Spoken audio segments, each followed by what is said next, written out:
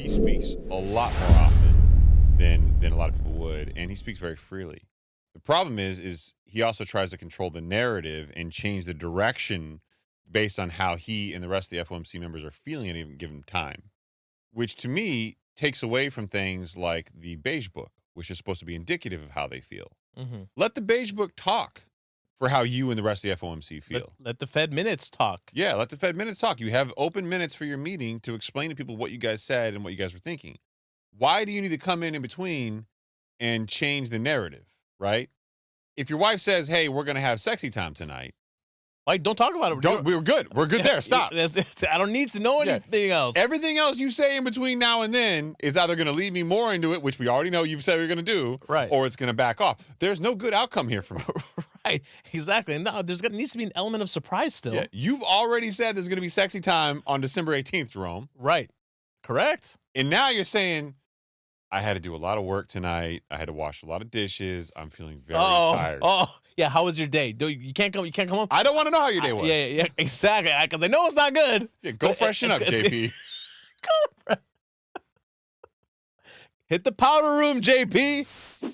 So, first and foremost, JP was really concerned with independence. And I get it. You know, Jerome Powell saying, well, Donald Trump's coming in the office, and he's been very critical, and he has this weird new Department of Government Efficiency coming in with some guys like Vivek and Elon, who have been very critical of the Fed. Shame on you. The Fed's supposed to be independent. Shame on you for not calling him by his last name. Yeah, that's a golden opportunity. Yeah, you can say Ramaswamy. It's Ramaswamy. You can't listen. I don't know how I don't. Come on, man. Is it Ramaswamy? It's Ramaswamy. You can't let those opportunities go. I can't say Ramaswamy. It's a fun name to say. It's a fun name. Go freshen up, Ramaswamy. Ramaswamy. Love it. So Powell emphasized the critical importance of the Federal Reserve's autonomy from political influence, asserting that this independence is essential for making decisions that benefit the broader economy rather than serving partisan interests, one side or the other.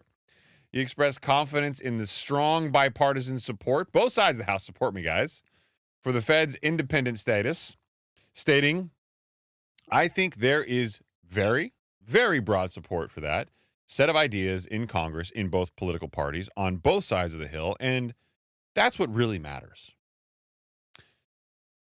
Really, JP? Right. So from historical perspective, which I like to provide because I think that not every listener has the broader vision. They're just looking at the economy today. Some people just need a little bit of history here. The Fed's independence was enshrined in the 1951 Treasury Federal Reserve Accord, which separated monetary policy from fiscal policy. Right. Monetary policy is what they're responsible for. Fiscal policy is what the government is responsible for. All you need to know there is the government is responsible for how they spend the money, right? And how they allocate the money and how they receive the money via taxes. And the monetary policy is they're controlling interest rates and they're trying to control how fast or how slow the economy grows. And, well, let's just talk about fiscal policy from one glaringly obvious problem, the deficit. Government spending has been a wee bit out of control. A little bit. A little tiny bit. For a long time. Long time. Now, if you got a hot wife and she's promised sexy time, that might be worth it for you. I mean, you can't disappoint. But, got to keep putting that on the black card. Unless you got Jeff Bezos money, you can't afford Lauren Sanchez, okay? That's how that works.